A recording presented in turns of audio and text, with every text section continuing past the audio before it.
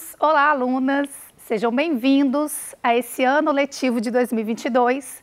Eu sou a professora Isabela, professora de Biologia, e esta é uma aula direcionada para os alunos do primeiro ano do ensino médio, uma aula interdisciplinar sobre o componente, sobre a área do conhecimento, ciências da natureza e suas tecnologias. A aula de hoje tem como tema Fazer Ciência 1. E esse fazer ciência envolve construir questões, elaborar hipóteses, previsões e estimativas, empregar instrumentos de medição e representar e interpretar modelos explicativos, dados e ou resultados experimentais, para construir, avaliar e justificar conclusões no enfrentamento de situações problema sob uma perspectiva científica. Bom, essa habilidade, ela é muito importante para o dia a dia, para o cotidiano, né? E a gente enfrenta situações em que é preciso que a gente tenha curiosidade para a gente poder solucioná-las. Geralmente são situações, problemas. E essa habilidade vai ajudar você, jovem aí que está me assistindo, a pensar sobre essas situações. Então vamos entender como que se faz a ciência, né? Afinal de contas, esse é o nosso tema dessa aula. Bom, na aula de hoje, nós iremos compreender a importância do método científico, identificar cada uma das etapas do método científico, compreender essas etapas e distinguir grupo controle de grupo teste. O que é ciência? Então, gostaria de iniciar essa reflexão com vocês, tá? Ciência é uma construção humana, porque faz parte da nossa racionalidade, né? A partir da ciência, a gente constrói conhecimentos científicos. E a ciência tem dois principais combustíveis, tá? A curiosidade e a necessidade. Todo cientista tem em comum, todos os cientistas, né, têm em comum essas características. Eles são curiosos e eles agem quando há uma necessidade. Bom, e aí eu quero apresentar para vocês uma personagem que eu criei especialmente para poder interagir conosco nessa aula. Então, essa aqui é a Mônica, ela é uma estudante do primeiro ano do ensino médio e ela vai nos ajudar a identificar, né, as etapas e descrever as etapas do método científico, tá? Então, muito prazer, viu, Mônica? Bem, de uma maneira geral, quais são as etapas do método científico? Geralmente, inicia com uma observação, né? Na sequência, a gente faz uma elaboração de perguntas. Depois, parte para a parte das hipóteses. E aí elabora um experimento, análise dos dados levantados nesse experimento e, por fim, as conclusões. Bom, o método científico se constrói com base nessas etapas. Se uma pessoa saltar uma dessas etapas ou realizar de uma forma não rigorosa, aquele conhecimento produzido pode não ser científico, tudo bem? Então é preciso que todas essas etapas sejam cumpridas e cumpridas de forma rigorosa. Mas, embora a gente veja nesse slide, né, nesse esquema, que o método científico parece ser um processo linear, muitas vezes o cientista ele vai e volta na mesma etapa várias vezes. Então, não necessariamente é um processo linear, tá? Muitas vezes, os resultados, por exemplo, de um experimento são fruto, né? São na realidade, matéria-prima para uma nova observação. Então, como eu falei, o método científico não necessariamente segue com essas etapas linearmente. Então, o cientista ele pode ir e voltar nessas etapas, mas uma coisa muito importante é que todas elas sejam cumpridas de forma rigorosa, tá? Vamos começar aqui, então, descrevendo cada uma das etapas do método científico, começando pela observação. Então, observar é verificar a ocorrência de um determinado fenômeno, né? O que é um fenômeno? É qualquer fato percebido, certo? E esse fato percebido, geralmente, suscita, né, a curiosidade, estimula a curiosidade, ou então, a partir desse fato, a gente observa uma necessidade, tá? Vamos dar um exemplo aqui na prática? A gente está vivenciando aí ainda uma pandemia da Covid-19, né? E essa pandemia da Covid-19, por necessidade, a gente precisou pensar na produção de vacinas, certo? E a produção de vacinas, ela passa por todas as etapas do método científico, tá? Então, é uma pesquisa científica. A vacina é fruto de uma pesquisa científica. Bem, e aí, nesse caso, há uma necessidade nessa produção, para a gente ter uma melhoria dessa situação que a gente tem vivenciado, né? Agora, pode ser que esse fato estimule apenas uma curiosidade, que não necessariamente precise ser trabalhado por necessidade, tá? Bom, e a partir da observação a gente sempre elabora perguntas, né? Então, a gente questiona aquele fato observado. Então, é isso que os cientistas fazem, tá? Então, a nossa personagem vai trazer um exemplo aqui de observação mais a elaboração de uma pergunta. Então, a Mônica chegou em casa hoje e ela percebeu, né, no meio da tarde, que as plantas que estavam no vasinho da varanda, nos vasinhos da varanda estavam todas murchas. E aí ela faz, aí aqui em cima ela faz o quê? Uma observação, né? Então aqui é uma observação. Ela observou que as plantas que estavam no vaso da varanda estavam murchas. E logo que ela observou, ela elaborou essa pergunta que está logo aqui embaixo. Por que as plantas estão murchas? Né? Então, ela observou um fenômeno, observou um fato e, muito curiosa, ela elaborou essa pergunta. Por que as plantas estão murchas? Né? Você se lembra qual que é o próximo passo do método científico? Então, primeiro, faz uma observação, levanta uma pergunta e o próximo é formulação de hipóteses. O que são hipóteses? Hipóteses são possibilidades de resposta à pergunta inicial. E elas devem ser testáveis por meio de observações adicionais ou experimentação. É muito importante que as hipóteses sejam elaboradas na forma de uma afirmação. Só que essa afirmação, ela é hipotética, ou seja, ela precisa ainda ser testada, tá? No senso comum, muitas vezes as pessoas usam o termo teoria para se referir à hipótese, tá? Só que no senso comum, essa teoria não é uma teoria científica. Então, por exemplo, aqui a Mônica vai elaborar duas hipóteses. Devido ao fato de o sol estar muito forte, as plantas murcharam. No senso comum, a Mônica poderia dizer, teoricamente, né? Devido ao fato de o sol estar muito forte, as plantas murcharam. Mas esse termo teoria que Mônica está usando aqui não é uma teoria científica, e sim uma possibilidade hipotética, tá? Deixa eu só voltar aqui no slide anterior, porque a gente precisa de verificar o seguinte, que antes de levantar hipóteses, é preciso estudar o que já se sabe sobre o fenômeno estudado.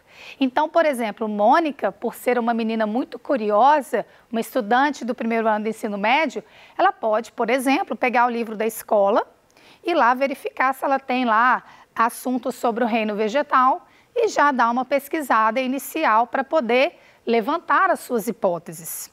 E aí ela consegue, de fato, né, no meu exemplo aqui, levantar essas duas hipóteses. A primeira que eu já falei e a segunda. Devido ao fato de eu ter me esquecido de colocar água nas plantas, elas murcharam. Então, essas duas hipóteses, Mônica levanta aqui no meu exemplo porque ela fez um estudo prévio. Então, ela não tira assim do nada, não é aleatório, né? Os cientistas não trabalham de forma aleatória, né? Essa aleatoriedade, ela pode prejudicar o processo, tá? Se ela começar a imaginar, por exemplo, que veio um ser de outro mundo e assoprou em cima da planta e fez elas murcharem. Será que isso tem fundamento? Então, essa é a questão. precisa de ter algum fundamento na hora de elaborar uma hipótese, ok? Bom, o próximo passo do método científico é a experimentação, que geralmente é a parte que a gente mais gosta, né? Só que experimentar, fazer experimentos num laboratório ou fazer experimentos na cozinha de casa, porque isso é possível, eles não são a única etapa do método científico, né? Para a gente ser um cientista, a gente precisa estudar muito e seguir com todas as etapas que eu já comentei com vocês, tá? Bom, a experimentação, ela deve ser elaborada para testar as hipóteses, tá? E um experimento para cada hipótese. Eles devem ser conduzidos em condições controladas. E aí eu quero chamar a atenção para essas condições controladas. Porque um experimento que não segue um rigor científico geralmente é feito sem estar dentro de condições controladas. Se, por exemplo, no caso da Mônica, né, que observou os vasos de plantas murchas, se for cada planta de uma espécie, se for cada planta de um tamanho, se a quantidade de terra ou se a qualidade do solo, né, que está ali no vaso for muito diferente, a gente observa que são muitas variáveis, né, que vão interferir naquela coleta de dados que ela vai fazer, né? Então, é preciso que ela pense numa situação controlada. Ela precisa de tentar eliminar o máximo de variáveis possível, né? O que são variáveis? Variáveis são situações que podem interferir no resultado do nosso experimento. Tudo bem? Bom, e durante a etapa de experimentação, os cientistas, né, coletam dados e é o que a Mônica vai fazer aqui no nosso exemplo. Então, ela vai testar a segunda hipótese, tá? Vamos relembrar, qual que é a segunda hipótese? Devido ao fato de eu ter esquecido de colocar água nas plantas, elas murcharam, né? Então, o que ela vai fazer? Estão descritas aqui as etapas do experimento que Mônica vai realizar, tá? Então, em primeiro lugar, ela vai pegar os vasos de plantas que são da mesma espécie, isso é importante, né? E que tem mais ou menos ali a mesma idade, tá? Aí ela vai acrescentar a metade dos vasos de plantas um pouco de água. Nós vamos chamar isso daqui de grupo teste ou grupo experimental, tá? A outra metade dos vasos vai ficar sem água. A gente chama aqui de grupo controle. Ok? E aí ela vai verificar se todos os vasos estão sob as mesmas condições. Atenção, de luz, temperatura, quantidade e qualidade do solo, né? E é importante também definir o tempo que ela vai aguardar enquanto o experimento acontece. Então, ela vai observar por 1 hora, tá? E aí eu quero perguntar para você, o que você acha que vai acontecer? Então, os vasos de plantas estavam todos murchos. E ela vai colocar na metade desses vasos um pouco de água e o outro ela vai deixar sem regar com água. O que você acha que vai acontecer? Você tem um palpite? Anota aí o seu palpite para você poder comparar com o meu exemplo aqui.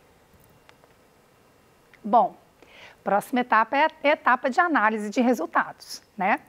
Então, é preciso levantar os dados durante e após a experimentação e interpretá-los considerando a hipótese testada.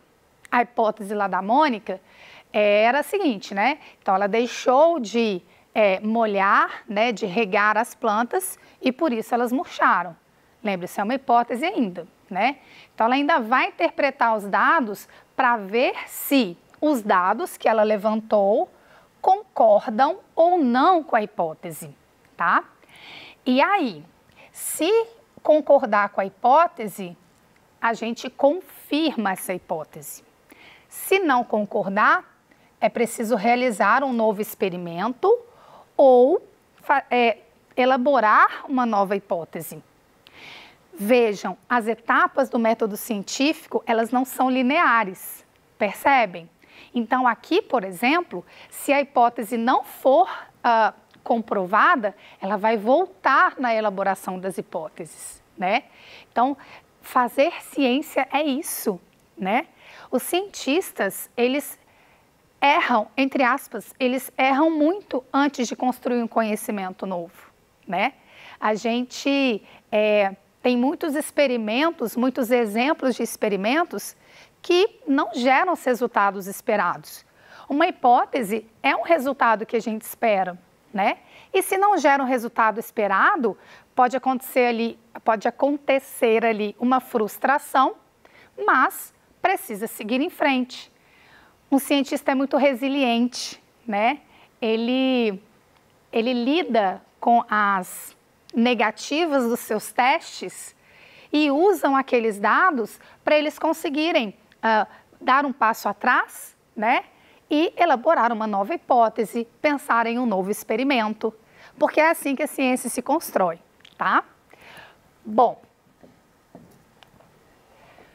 o dado coletado pela Mônica foi o seguinte: na metade das plantas em que a água foi colocada, observei que as folhas voltaram a ficar vistosas e a outra metade permaneceu com as folhas murchas. E aí o que a gente tem? Uma confirmação da hipótese aqui no meu exemplo. Olha como é que a Mônica está feliz, né? Então, a gente confirma a hipótese. Se confirma a hipótese, a gente pode agora elaborar as conclusões, né? Se os dados coletados confirmam a hipótese, ela pode ser a explicação correta para o fenômeno observado. E aí, vamos pensar aqui nesse exemplo, a elaboração das conclusões. Iniciando lá na primeira etapa. A pergunta inicial foi: por que as plantas estão murchas, né? A hipótese testada foi a hipótese número 2. Devido ao fato de eu ter me esquecido de colocar água nas plantas, elas murcharam. O resultado do experimento foi: ao colocar água na metade dos vasos de plantas, elas voltaram a ficar vistosas e com aspecto saudável. Então, a conclusão de Mônica: as plantas precisam de água para ficarem saudáveis. Depois das conclusões, os cientistas precisam de informar a comunidade sobre as suas descobertas, né? E essa divulgação permite que outras pessoas realizem testes, reinterpretem resultados e elaborem novas questões. E essas novas questões estimulam o debate científico. Ciência não se faz por uma pessoa só, né? O debate é super importante para que a gente faça a ciência de uma forma robusta, rigorosa e que os conhecimentos sejam bem construídos. O método científico não necessariamente deve apresentar todas as etapas de forma linear, né, descritas anteriormente. Então, o cientista tem toda a liberdade de lidar com esse método científico da forma que lhe convém, como eu falei para vocês. E durante muitos anos, diversos estudiosos conduziram o método científico de maneiras diferentes, né? E esse fato não prejudicou em nada a formação, né, de teorias e de leis que conhecemos e até mesmo a forma de encarar o método científico. E aí eu volto aqui para dizer para vocês o que é uma teoria, o que é uma lei, né? Uma lei e uma teoria são criadas quando vários cientistas conseguem alcançar as mesmas conclusões a partir dos seus experimentos, né? Então, a gente tem teorias famosas, por exemplo, a teoria da evolução, né? Leis famosas, por exemplo, como a lei gravitacional. Então, a gente tem esses conhecimentos que são muito robustos e que, olha só, eles podem ser modificados, tá? Porque a ciência, ela não é uma verdade absoluta, ok? Ela traz, naquele momento, dentro daquele contexto, conhecimentos que a gente consegue construir ali, mas ela pode ser modificada no futuro quando novas tecnologias, por exemplo, surgirem, né? E novos experimentos forem realizados. A teoria da evolução, por exemplo, ela modificou a teoria do criacionismo. E a teoria do criacionismo foi, por séculos, acreditada pelas pessoas em geral, tá? E aí, só para a gente fechar, você é capaz de explicar por que é importante realizar um experimento controlado? Pensa sobre isso, tá? E agora é com você. Agora é a hora de você exercitar a sua curiosidade científica, tá? Eu quero que você elabore que você passe por todas as etapas do método científico a partir de um fenômeno que você observa aí no seu dia a dia. Aí depois você manda para cá as suas conclusões, combinado? Eu agradeço muito a sua atenção. Até a próxima aula. Tchau, tchau!